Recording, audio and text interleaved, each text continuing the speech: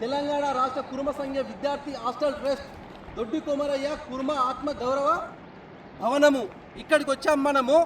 ఇక్కడ ఏంటంటే ఇది మన పేద పిల్లల గురించి, చదువు గురించి, హాస్టల్ గురించి ఇచ్చిన మన కేసీఆర్ గారు, మన ముఖ్యమంత్రి గారు, మీరు అట్టడుగున ఉన్నటువంటి మీరు పేదలు కాబట్టి మీరు మాట అంటే మడమ తప్పరని మనకు మా కుర్మ సంఘానికి 10 ఎకరాల భూమి ఇచ్చిండు, ఇక్కడ 10 కోట్లు ఇచ్చేయండు. దాన్ని ఇప్పుడు ఏం చేస్తున్నారు మన యజ్ఞ మల్లేష్ గారు, మా నాయకుడు కుర్మ సంఘం అధ్యక్షుడు యజ్ఞ మల్లేష్ గారు, క్యామ మల్లేష్ గారు, బీర్ల ఐలయ్య గారు ఈ తుంగలో తొక్కి కుర్మ ఆత్మగౌరవ సభను, మన దొడ్డి కొమర ఆత్మగౌరవ సభను తుంగలో తొక్కి నారాయణ కాలేజీకి ఇస్తున్నారు. మన తాతలు, మన ముత్తాతలు, మన నాయనలు కూడా సంచార జాతి మాది.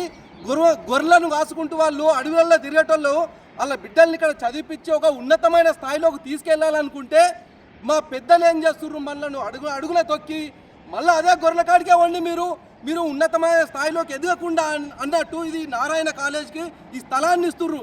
మంచిగా చదువుకొని ఐఏఎస్ ఐపీఎస్ చేసే ఈ టైంలో, ఈ అరచేతిలో మనం ప్రపంచాన్ని చూసే ఈ టైంలో మళ్ళీ వీళ్ళు మనల్ని ఇంకా అట్టడుగునే తొక్కుతుర్రు. ఇంకా ఎన్ని రోజులు ఇట్లా చేస్తుంటుంటే మరి మన కుర్మలు ఎప్పుడు ముంగడిపోవాలి? ఇక్కడ నేను కేవైసీఎస్ రంగారెడ్డి జిల్లా ఉపాధ్యక్షుడిని. మన సంఘాలు ఏడిపోతున్నాయి, తెలంగాణలో ఇన్ని సంఘాలు ఉన్నాయి. ముంగడికొచ్చి ఈ భవనం గురించి, ఈ జాగ గురించి కొట్లాడితే వీళ్ళు ఎందుకు ఇస్తారు? మన ఆత్మగౌరవాన్ని మొత్తం కాళ్ళ రాస్తున్న మన పెద్దలు, కుల సంఘాలు వచ్చి వీళ్ళ గురించి నిలదీయాలి.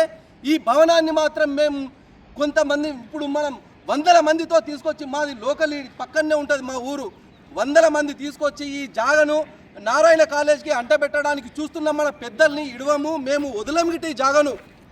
అట్లాంటి ఈ జాగను మన చదువుకోవాలనుకుంటే వీళ్ళు ఏం చేస్తారు, వీళ్ళు కోట్లు, 100 కోట్లు తీసుకొని 1000 కోట్లు తీసుకొని వాళ్ళకి అంటే చెప్పడానికి వీళ్ళు ఎవరు? వీళ్ళది ఒక్కటే హక్కు ఉండదా?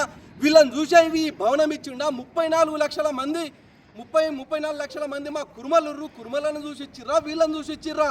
అందుగురించే మేము ఈ జాగను ఇడుచుకోవడానికి మేము ప్రసక్తే లేదు. ఏదేమైనా సరే దొడ్డి కొమరయ్య ఉద్యమం చేసిండు, ఏం చేసిండు? ఉద్యమం చేసి సాయుధ పోరాటం చేసి మన ఎవరితోని దొరలతో చేసి మన భూములు దున్నేవాడిదే భూమి అన్నట్టు మనకు పోరాడి ఆయన చనిపోయిండు. ఆయన అన్ని సంవత్సరాల నుంచి ఇప్పటికిట్ట మనం ఆయనను గౌరవిస్తున్నాము.